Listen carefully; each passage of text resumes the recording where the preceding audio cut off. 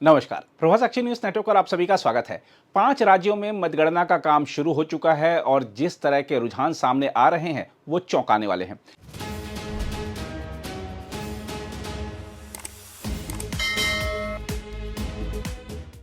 पश्चिम बंगाल के बारे में माना जा रहा था कि बीजेपी आगे है और बीजेपी को जीत की संभावना तमाम एग्जिट पोलों ने भी व्यक्त की थी और लगातार लग रहा है कि जो रुझान हैं वो उसी दिशा में आगे बढ़ रहे हैं।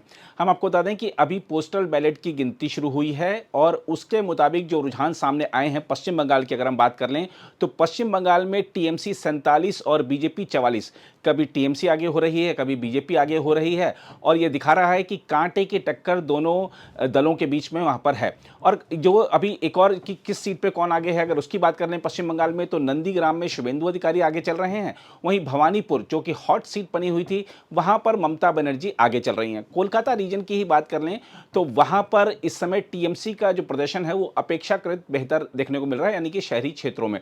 देखना होगा कि क्या ग्रामीण क्षेत्रों से टीएमसी की पकड़ अब खोती जा रही है जैसे जैसे रुझान आगे बढ़ेंगे और अभी तो ईवीएम खुली नहीं है, ईवीएम जब खुलेंगी उसके बाद तस्वीर कुछ हद तक और ज़्यादा स्पष्ट होगी। लेकिन फिलहाल पश्चिम बंगाल की बात कर रहे हैं तो वहां कांटे की टक्कर देखने को मिल रही है। देखना होगा कि क्या तृणमूल कांग्रेस चौथी बार सत्ता में आती है या 3 बार का उसका शासन खत्म करने में बीजेपी सफल रहती है।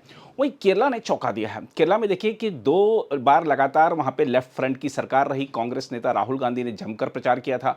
कांग्रेस की ओर से तो मुख्यमंत्री कौन बनेगा इसको लेकर दौड़ भी शुरू हो गई है, लेकिन रुझान दिखा रहे हैं कि लेफ्ट फ्रंट आगे है। 140 सीटों में लेफ्ट फ्रंट 45 सीटों पर बढ़त बनाए हुए है, जबकि कांग्रेस गठबंधन 32 सीटों पर और अन्य 2 पर आगे चल रहे हैं। ये दिखा रहा है कि अगर देखिए आज इतिहास रचा जाएगा। इतिहास किस मायने में होगा कि अगर लेफ्ट फ्रंट तीसरी बार सत्ता में लगातार आता है तो ये अपने आप में रिकॉर्ड होगा, क्योंकि पिछली बार लेफ्ट फ्रंट ने सत्ता रिपीट करके रिकॉर्ड बनाया था और इस बार अगर हैट्रिक लगती है तो अपने आप में ये बड़ा वहाँ पर एक रिकॉर्ड होगा। वहीं अगर लेफ्ट फ्रंट सत्ता से बाहर होता है तो देश के किसी भी राज्य में अब लेफ्ट फ्रंट की सरकार नहीं रह जाएगी। केरला के साथ हम आपके साथ आंकड़ों के नए आंकड़ों के साथ फिर जुड़ेंगे, लेकिन बात करते हैं अब असम की। असम में देखिए कि जिस तरीके से पहले आ रहा था कि वहां पर बीजेपी को ही बढ़त है, तमाम एग्जिट पोलों ने भी यही अनुमान व्यक्त किया था और वहां पर भी ऐसा ही देखने को मिल रहा है। बीजेपी की जो जीत है वो एक तरफा होती दिख रही है। वहां पर हमने देखा था कि चुनाव के समय ही तमाम जो नेता थे कांग्रेस पार्टी के वो अन्य दलों में चले गए थे, खासतौर पर बीजेपी में चले गए थे और गठबंधन भी वहां पर बीजेपी का ही मजबूत था। तो असम में अगर हम देखें 126 में से बीजेपी 27 पर और कांग्रेस 7 सीटों पर आगे है, अन्य 0 सीटों पर आगे हैं। तो ये दिखा रहा है कि एक तरफा मुकाबला था और हिमंता बिस्वा शर्मा के नेतृत्व में वहाँ बीजेपी सरकार रिपीट करने जा रही है और अगर वैसे देखें बीजेपी की तो वहाँ पर हैट्रिक होने वाली है, रुझान अगर परिणामों में परिवर्तित होते हैं तो। वहीं अगर बात करें तमिलनाडु की तो देखिए तमिलनाडु में लोगों को बड़ा इस बार यह था कि विजय जो है वो क्या इस बार चमत्कार कर पाएंगे या सिर्फ वो वोट कटवा साबित होंगे। लेकिन जो रुझान सामने आ रहे हैं वो दिखा रहे हैं कि विजय की ताकत क्या है, विजय ने किस तरीके से जनमानस पर अपना प्रभाव छोड़ा है। वहाँ पे मुख्य रूप से डीएमके और एडीएमके के बीच में प्रतिद्वंद्विता होती रही है, लेकिन इस समय अगर हम बात करें कि जो विजय की पार्टी है वो अच्छी खासी सीटों पर बढ़त लेते दिख रही है।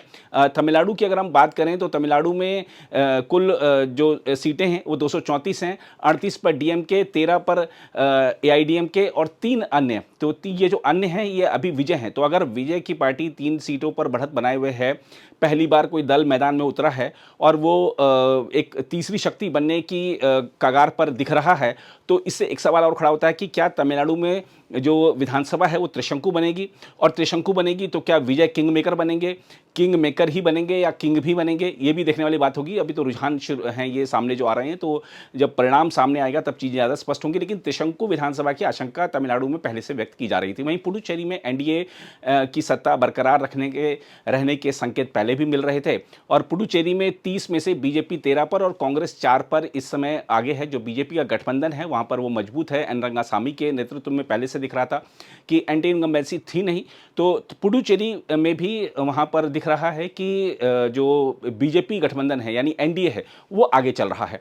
तो 5 राज्यों में अगर हम देखें तो पश्चिम बंगाल में कांटे की लड़ाई है, तमिलनाडु में भी 3 दलों के बीच में मुकाबला दिख रहा है और अगर हम बात करते हैं केरला की तो केरला में लेफ्ट फ्रंट चौंका रहा है, अभी रुझानों में आगे चल रहा है और अगर हम बात करें असम की तो बीजेपी एक तरफा आगे दिख रही है और एनडीए पुडुचेरी में आगे लग रहा है। तो ये पहले से अनुमान था कि असम और पुडुचेरी में कोई ज़्यादा दिक्कत होगी नहीं बीजेपी और एनडीए को, बाकी 3 स्टेट्स पर खासतौर पर पश्चिम बंगाल पे सबका फोकस बना हुआ है। तो अगर हम आपको चलते चलते अगर हम बता दें तो ताज़ा आंकड़े 293 में से 58 पे टीएमसी और 60 पर बीजेपी, अन्य 2 पर। बहुत करीबी मुकाबला है, कांटे की लड़ाई है। आपके साथ थोड़ी देर में फिर जुड़ेंगे और बताएंगे ताज़ा अपडेट। अगर आप भी लेना चाहते हैं देश दुनिया की तमाम जानकारी तो आज ही सब्सक्राइब करें हमारे चैनल को। साथ ही नीचे दिए बेल आइकन को जरूर दबाएं ताकि हर अपडेट आप तक पहुंच सके।